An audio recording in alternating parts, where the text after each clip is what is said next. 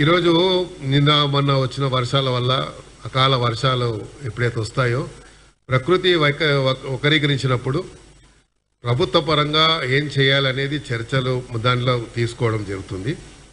బురద రాజకీయం ఇంకా బీఆర్ఎస్ పార్టీ చేస్తుంది. ఎందుకంటే నిన్ననే పొంగులేటి శ్రీనివాసరెడ్డి గారు కానీ బట్టి విక్రమార్క గారు కానీ అదే తుమ్మల నాగేశ్వరరావు గారు కానీ జిల్లాలోనే పర్యటించుకుంటూ అక్కడ ఎప్పటికప్పుడు ఉంటూ వారికి కావాల్సినట్టు ఇది చేస్తే ఈరోజు నేను కొన్ని మీడియాలో చూశాను, పత్రికల్లో కూడా చూశాను.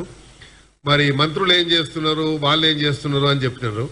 సీతక్క ఒక దిక్కు పర్యటిస్తుంది, వరంగల్లో ఇంకో దిక్కు పర్యటిస్తూ ఉన్నారు. ఎవరెవరు బాధ్యతలు వాళ్ళు చేస్తున్నారు.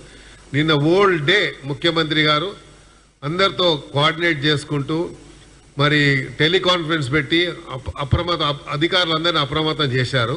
కానీ బురద రాజకీయాలు మానుకుంటే బాగుంటుంది. ఎందుకంటే ప్రజలు సమస్య ఉన్నప్పుడు ఆ సమస్యల పరిష్కారానికి మీకున్నటువంటి ఏదైనా ఎక్స్పీరియన్స్ ఉండి మీకున్నటువంటి అనుభవాన్ని పంచుకుంటే దానికి అనుగుణంగా ప్రభుత్వం పనిచేస్తుంది తప్ప ప్రతి దాన్ని కూడా అది భూతద్దంలో చూపించి చిత్రీకరించేటువంటి ఏదైతే ప్రయత్నం చేస్తున్నారో ప్రజలు హర్షించారు. ఇలాంటి విషయాల్ని ఇప్పటికే ప్రజలు చీకొట్టుకున్నారు. ప్రజలకు జరిగిన నష్టాన్ని ఎలా పూడ్చాలనేది ప్రయత్నం చేయకుండా ఇప్పుడే మా వర్కింగ్ ప్రెసిడెంట్ గారు చెప్పినట్టుగా అందరినీ కార్యకర్తలు అప్రమత్తంగా ఉండాలని చెప్పారు.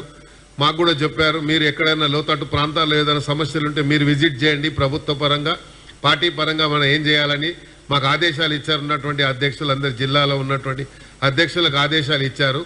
సిటీలో మాకున్నటువంటి ఎక్స్పీరియన్స్తో మాకు కూడా చెప్పారు.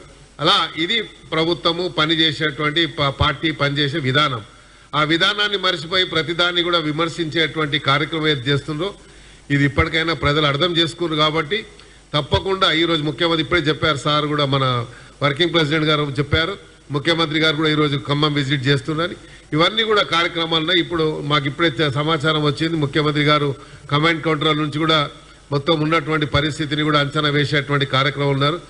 జరిగినటువంటి నష్టాన్ని దానికి ఎట్లా మనం కేంద్ర ప్రభుత్వం నుంచి తీసుకోవాలని చేస్తున్నారు. కాబట్టి ఇప్పటికైనా దయచేసి ఇలాంటి మరి వక్రీకరించేటువంటి మాటల్ని మర్చిపోయి మీకు ఉన్నటువంటి ఏదైనా అనుభవం ఉంటే అనుభవాన్ని పంచుకోవడానికి ఒక కన్స్ట్రక్టివ్ రోల్ ప్లే చేయాలని నేను మీడియా ద్వారా కోరుతాను. Thank you.